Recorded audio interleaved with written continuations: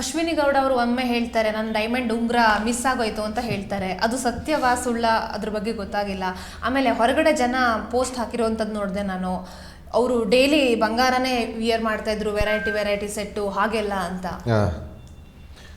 Diamond ಉಂಗುರ ಕಳೆದಿರೋದು ಹೌದಾ ಅಥವಾ ಸುಮ್ಮನೆ? ಗೊತ್ತಿಲ್ಲ ಮಾತು ಬಂದಿದ್ದಿದೆ. ಆಗಷ್ಟು ನಾನು ಕ್ಲೋಸ್ ಇರಲಿಲ್ಲ, ಅದು ನಿಜಾನೋ ಸುಳ್ಳು ಅಂತ ಗೊತ್ತಿಲ್ಲ, ಅಥವಾ ಅಲ್ಲಿ ಹೇಳಿದಾರೋ ಏನೋ ಗೊತ್ತಿಲ್ಲ.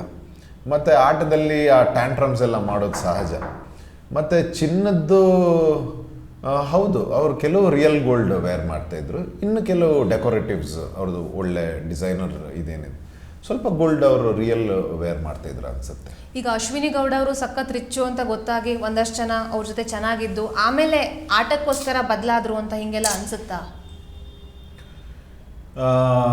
ಈಗ ಅಲ್ಲಿ ನಮಗೆ ಬೇರೆ ಬೇರೆ ಆ್ಯಂಗಲಲ್ಲಿ ಬರುತ್ತೆ, ಒಂದೊಂದು ಸಿಚುವೇಶನಲ್ಲಿ ಯಾಕೆ ಇರಬಹುದು ಸೂಕ್ತವಾದ ಕಾರಣ ಅಂತ.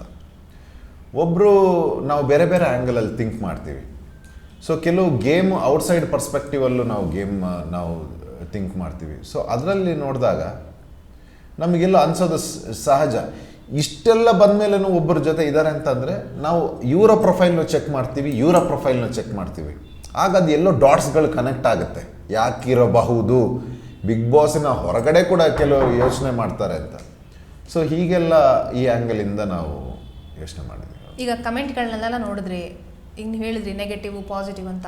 ಈ ನೆಗೆಟಿವ್ ವಿಚಾರದಲ್ಲಿ ಯಾಕೆ ಜನ ಹೀಗೆಲ್ಲ ನನ್ನ ಬಗ್ಗೆ ಯೋಚನೆ ಮಾಡ್ತಿದ್ದಾರೆ, ಯಾಕೆ ಈ ಥರ ಮಾತು ಬಂತು, ಇದ್ರ ಬಗ್ಗೆ ಯೋಚನೆ ಮಾಡಿದ್ದೀರಾ?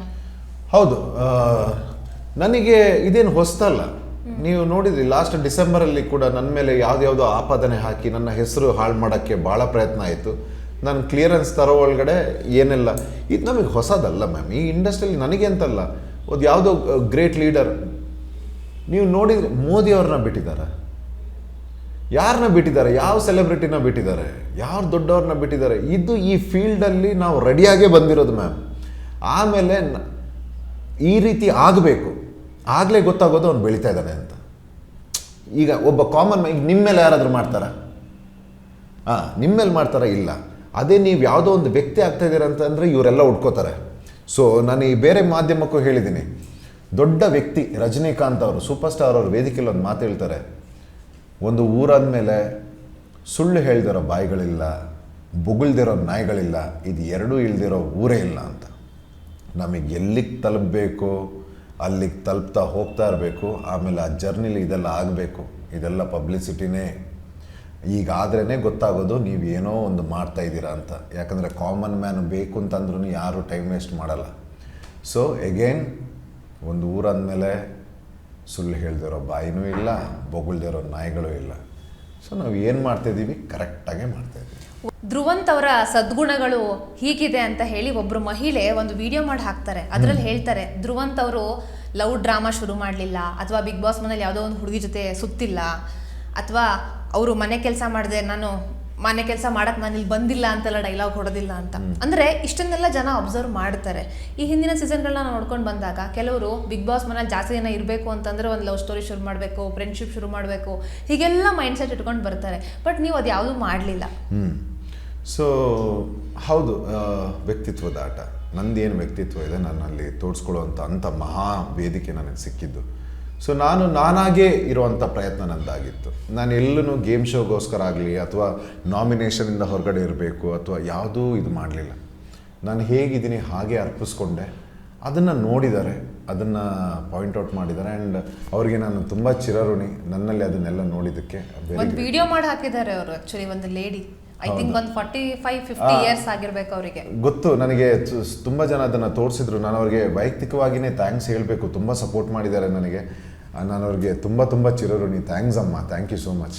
ಬಟ್ ಆದರೆ ಅಲ್ಲಿರೋರು ಕೆಲವರು ಹೇಳ್ತಾ ಇದ್ರು ಧ್ರುವಂತ್ ಅವರಿಗೆ ತಾನು ತುಂಬ ಹ್ಯಾಂಡ್ಸಮ್, ಸುರಸುಂದರ ಎನ್ನುವಂಥ ಒಂದು ಭಾವನೆ, ಭ್ರಮೆ ಇದೆ.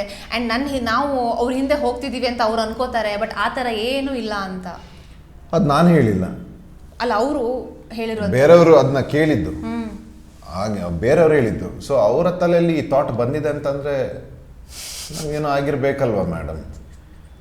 ಅದನ್ನು ಹೇಳಿರೋ ರೀತಿಯವ್ರು ಬೇರೆ ಇರ್ಬೋದು, ನಾನಂತ ಸ್ಟೇಟ್ಮೆಂಟ್ ಮಾಡಿಲ್ಲ. ಅವ್ರಿಗನ್ಸಿದೆ, ಅವರು ಅದನ್ನ ಬೇರೆ ರೀತಿಯಲ್ಲಿ ಹೇಳಿದ್ದಾರೆ. ಸೊ ನನಗೆ ನಾನು ಏನು ಅಂತ ಆಗಲೂ ಗೊತ್ತಾಯಿತು.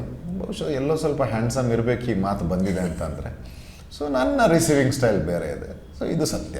ಓಕೆ, ಈಗ ಕಲಾವಿದ ಅಂತ ಅಂದ ಕೂಡಲೇ ಇವಾಗ ನೋಡಿ ಸೋಷಿಯಲ್ ಮೀಡಿಯಾ ಎಷ್ಟು ಸ್ಟ್ರಾಂಗ್ ಇದೆ ಅಂತಂದರೆ ತುಂಬ ವಿಷಯಗಳು ಚರ್ಚೆ ಆಗ್ತಿರುತ್ತೆ.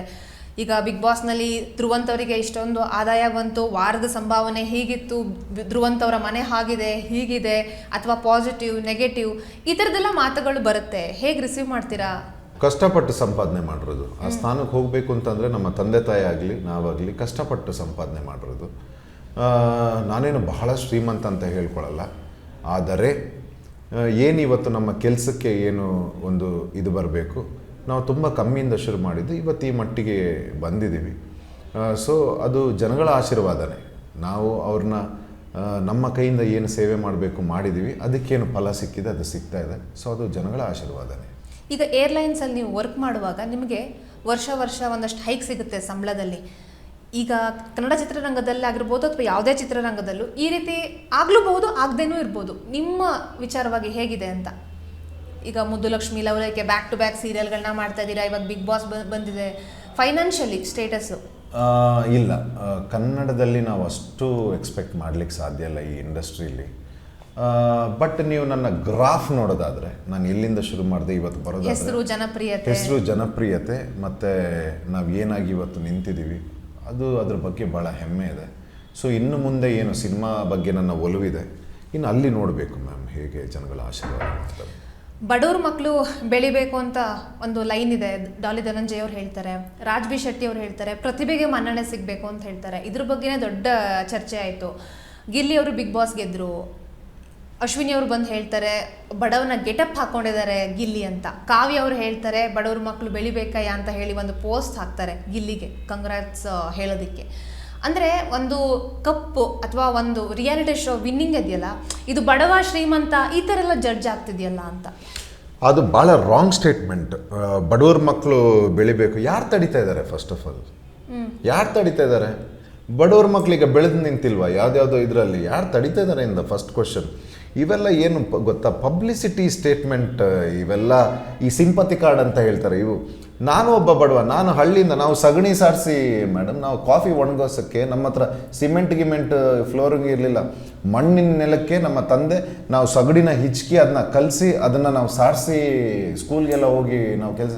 ಇದನ್ನು ನಾನು ಯಾವತ್ತೂ ಹೇಳ್ಕೊಳಲ್ಲ, ನನಗೆ ಅದೆಲ್ಲ ದೇವ್ರು ಕೊಟ್ಟಿರೋದು. ಅದರಿಂದ ನಾವು ಕಲ್ತಿರೋದು ಭಾಳ ಇದೆ. ನಾವು ಆ ಸಿಂಪತಿ ಕಾರ್ಡ್ನೆಲ್ಲ ಯೂಸ್ ಮಾಡಲ್ಲ. ಮತ್ತು ನಾನು ಈ ಊರವನು ಅಥವಾ ನಾನು ಈ ಸಮುದಾಯದವನು, ಈ ಜಾತಿಯವನು, ನಾನು ಈ ಪಕ್ಷದವನು, ನಾನು ಬಡವ, ಇವೆಲ್ಲ ನಿನ್ನ ಹತ್ರ ರಿಯಲ್ ಪ್ರತಿಭೆ ಇರೋನು ಮಾಡಲ್ಲ. ಯಾವನು ಈಗ ಒಲಿಂಪಿಕ್ಸಲ್ಲಿ ಓಡ್ತಾ ಇದ್ದಾನೆ ಅಂತಂದರೆ, ಒಲಿಂಪಿಕ್ಸಲ್ಲಿ ಒಬ್ಬ ಓಡ್ತಾ ಇದ್ದಾನೆ ಅಂದರೆ ಅವ್ನು ರಿಯಲ್ ಪ್ರತಿಭೆ, ಅವನು ಅಷ್ಟು ವರ್ಷದ ತಪಸ್ಸದು, ಅವನಲ್ಲಿ ವಿನ್ ಆಗ್ತಾನೆ. ನಾನು ಮಂಡ್ಯದವನು, ನಾನು ಮೈಸೂರವನು, ನಾನು ಬೆಂಗಳೂರವನು, ನಾನು ಆಫ್ರಿಕಾದವನು ಅಂತ ಅಲ್ಲಿ ಮೆಡಲ್ ಕೊಡ್ತಾರೆ. ಸೊ ಇದು ಯಾರು ಮಾತಾಡ್ತಾರೆ? ನಾನು ಬಡವ, ನಾನು ಈ ಕಥೆ ಕೇಳಲ್ಲ ಅಲ್ಲಿ ಒಲಿಂಪಿಕ್ಸಲ್ಲಿ. ನಿನ್ನ ಹತ್ರ ಪ್ರತಿಭೆ ಇದೆ, ನಿನಗೆ ಗೋಲ್ಡ್ ಮೆಡಲ್ ಅಷ್ಟೇ. ಸೊ ಈ ರೀತಿ ಹೋಗಬೇಕು ಸಮಾಜ ಹೊರತು ಇದೆಲ್ಲ ನಾನು I don't consider all this. Okay, ಕೊನೆಯದಾಗಿ ವೀಕ್ಷಕರಿಗೆ ಏನು ಹೇಳ್ತೀರಾ? ನೆಕ್ಸ್ಟ್ ಪ್ಲಾನಿಂಗ್ ಏನಿದೆ? ಕೊನೆಯದಾಗಿ ನಾನೊಬ್ಬ PR ಇಲ್ಲದೆ ಅಥವಾ ಯಾವುದೇ ಸೋಷಿಯಲ್ ಮೀಡಿಯಾದಲ್ಲಿ ನಿಮ್ದು ಪೋಸ್ಟ್ಗಳನ್ನ ನೋಡ್ತಾ ಇದ್ದೆ, ಯಾರು ಸೋಷಿಯಲ್ ಮೀಡಿಯಾ ಅಕೌಂಟ್ನ ಹ್ಯಾಂಡ್ಲೇ ಮಾಡ್ತಾ ಇಲ್ವಾ ಧ್ರುವಂತವ್ರದ್ದು? PR ಏಜೆನ್ಸಿ ಏನು ಇಟ್ಕೊಂಡಿಲ್ವಾ? ಯಾಕಂದ್ರೆ ಈ ಸಲ ಬಿಗ್ ಬಾಸ್ ಅನ್ನೋಂಥದ್ದು ಈ ಸಲ ಅಲ್ಲ, ಒಂದು 3 ಸೀಸನ್ಗಳಿಂದ ಹೆಂಗಾಗಿದೆ ಅಂದ್ರೆ ಚುನಾವಣೆ ಕ್ಯಾಂಪೈನ್ ತನ ಆಗ್ಬಿಟ್ಟಿದೆ. PR ಏಜೆನ್ಸಿಗಳು, ಒಂದಷ್ಟು ಫೇಕ್ ಅಕೌಂಟ್ಗಳು, ಅದು ಹೇಳೋಕೆ ಸಾಧ್ಯ ಇಲ್ಲ. ಬಟ್ ನಿಮ್ಮ ಅಕೌಂಟಲ್ಲಿ ಪೋಸ್ಟ್ಗಳೇ ಆಗ್ತಿರ್ಲಿಲ್ಲ. ಹೌದು, ನನ್ನ ಸಿದ್ಧಾಂತ ಬೇರೆ ಇತ್ತು. ನಾನು ಏನಿದ್ದೀನಿ ಅದನ್ನು ನೋಡಿ ಕೊಡಲಿ. ಈ PR, ನಾನು ಅಲ್ಲಿ ಅವನು ಇಲ್ಲಿ ಅವನು ಇದೆಲ್ಲ ಬೇಡ ನನಗೆ. ನಾನು ಬಡವ, ನಾನು ಶ್ರೀಮಂತ, ಇದೆಲ್ಲ ಬೇಡವೇ ಬೇಡ. ಜನಗಳು ಇಷ್ಟು ಜನ ನೋಡ್ತಾರೆ, ನನ್ನಲ್ಲಿ ಆ ಪೊಟೆನ್ಷಿಯಲ್ ಇದೆಯಾ, ಅದ್ರ ಮೇಲೆ ನನಗೆ ಮನ್ನಣೆ ಸಿಗಬೇಕು. ಇಲ್ಲ ಅಂದರೆ ನನಗೇನು ದಕ್ಕಬೇಕದು. ಬಟ್ ನಾನು ಈ ಮಟ್ಟಿಗೆ ವಿದೌಟ್ PR ನಾನು ಈ ಮಟ್ಟಿಗೆ ಇವತ್ತು ಇಷ್ಟು ಎಸ್ಟಾಬ್ಲಿಷ್ ಆಗ್ತೀನಿ ಅಂತ ಗೊತ್ತಿರಲಿಲ್ಲ. ನಾನೊಂದು ಇಷ್ಟು ಎಕ್ಸ್ಪೆಕ್ಟ್ ಮಾಡಿದ್ದೆ. ಜನಗಳು ನನಗೆ ತುಂಬ ಕೊಟ್ಟಿದ್ದಾರೆ. ಬಟ್ ಒಂದು ಅಬ್ಸರ್ವ್ ಮಾಡಿದ್ದೀರಾ ನೀವು, ಬಿಗ್ ಬಾಸ್ ಮನೇಲಿ ಎಲ್ಲ ರೀತಿ ಕೆಲಸಗಳನ್ನ ಮಾಡ್ಕೊಂಡು ಬಂದ್ರಿ. ನಾನು ಆವಾಗ ಒಂದಷ್ಟು ಹೇಳಿದೆ, ಸದ್ಗುಣಗಳು ಅಂತ ಹೇಳಿ ಯಾರು ಮಹಿಳೆಯವರು ಹೇಳಿದ್ರು ಅಂತ ಹೇಳಿದೆ. ಇದೆಲ್ಲ ವಿಚಾರಗಳು ಹೈಲೈಟ್ ಆಗಲ್ಲ, ಬಟ್ ನೆಗೆಟಿವಿಟಿ ತುಂಬ ಹೈಲೈಟ್ ಆಗುತ್ತೆ ಅಂತ. ಇದೆ, ನೀವೀಗ ಹೇಳಿದ್ರಲ್ಲ PR ಮಾಫಿಯಾ. ಒಬ್ಬರನ್ನ ಬೆಳೆಸೋ ಬರ್ದಲ್ಲಿ ಒಬ್ಬರನ್ನ ಇದು ಮಾಡೋದು. ಆಮೇಲೆ ಇದು ಇವತ್ತಿಂದಲ್ಲ, ದ್ರಾಕ್ಷಿ ನರಿ ಕತೆ. ನಮಗೆ ಒಬ್ಬರನ್ನ ನೋಡಿದಾಗ ಕೆಲವ್ರಿಗೆ ನಾವು ಅವ್ರ ಥರ ಆಗಬೇಕು ಅಂತ ಅನಿಸುತ್ತೆ. ಇನ್ನು ಕೆಲವು ಸ್ಯಾಡಿಸ್ಟ್ಗಳಿಗೆ ಅವ್ರಿಗೇನು ಅನಿಸುತ್ತೆ, ಇದನ್ನು ಹಾಳು ಮಾಡಬೇಕು ಅಂತ ಅನಿಸುತ್ತೆ. ಅದು ಮನಸ್ಥಿತಿ. ನಾವು ಈಗ ಸೋಷಿಯಲ್ ಮೀಡಿಯಾದಲ್ಲಿ ಮನಸ್ಥಿತಿನ ಅವ್ರು ತೋರಿಸ್ಕೊಳ್ತಾ ಇದ್ದಾರೆ. ಅದಕ್ಕೆ ಈಗ ನಾನು ಆಗಲೇ ಹೇಳಿದೆ ನಿಮಗೆ ಉದಾಹರಣೆ, ಒಂದು ಒಳ್ಳೆ ಊಟದಲ್ಲಿ ಎರಡು ಮೂರು ಕಲ್ಲು ಸಿಕ್ತು ಅಂತ ಅಂದ ತಕ್ಷಣ ನಾನು ಊಟನೇ ಎಸಿಲ್ಲ ಅಥವಾ ಕಲ್ಲನ್ನ ಎಸಿಲ್ಲ ಅನ್ನೋ ಪ್ರಶ್ನೆ. ಸೊ ಹಾಗಾಗಿ ನನಗೆ ಇಷ್ಟು ಒಳ್ಳೆ ಭೋಜನ ಸಿಕ್ಕಿದಾಗ ಅದರಲ್ಲಿ ಒಂದು ಕೂದಲ ಒಂದೆರಡು ಕಲ್ಲು ಸಿಕ್ಕಿದಾಗ ಅದನ್ನು ತೆಗೆದು ಹೊರಗಡೆ ಇಡಬೇಕೇ ಹೊರತು ಇಷ್ಟು ಚೆನ್ನಾಗಿ ಮಾಡಿರೋ ಊಟನ ನಾವು ಎಸಿಬಾರ್ದು. ಸೊ ಅದು ನನ್ನ ಸಿದ್ಧಾಂತ. Yes thank you so much. ಇಷ್ಟೊತ್ತು ಏಷ್ಯಾ ನೆಟ್ ಸುವರ್ಣ ನ್ಯೂಸ್ ಜೊತೆಗೆ ನಿಮ್ಮ ಬಿಗ್ ಬಾಸ್ ಜರ್ನಿಯನ್ನು ಹಂಚ್ಕೊಂಡಿದ್ದೀರಾ. ಸಾಕಷ್ಟು ಕನಸುಗಳನ್ನ ಕಟ್ಕೊಂಡಿದ್ದೀರಾ, ಅವೆಲ್ಲವೂ ಈಡೇರಲಿ ಅಂತ ನಾನು ಹಾರೈಸ್ತೀನಿ. ಆದಷ್ಟು ಬೇಗ ನಿಮ್ಮನ್ನು ತೆರೆ ಮೇಲೆ ನೋಡೋದಕ್ಕೆ ನಾವೆಲ್ಲರೂ ಕಾತರದಿಂದ ಕಾಯ್ತಾ ಇದ್ದೀವಿ. ಆದಷ್ಟು ಬೇಗ ತೆರೆ ಮೇಲೆ ಬನ್ನಿ ಅಂತ ನಾನು ಕೇಳ್ಕೊತೀನಿ. Thank you so much. Jai Mahakal. Yes, ಇದಾಗಿತ್ತು ಬಿಗ್ ಬಾಸ್ ಸ್ಪರ್ಧಿ ಧ್ರುವಂತ್ ಅವರ ಮಾತುಗಳು. ನೇರ ದಿಟ್ಟ ನಿರಂತರ ಸುದ್ದಿಗಾಗಿ ನೋಡ್ತಾ ಇರಿ ಏಷ್ಯಾ ನೆಟ್ ಸುವರ್ಣ ನ್ಯೂಸ್.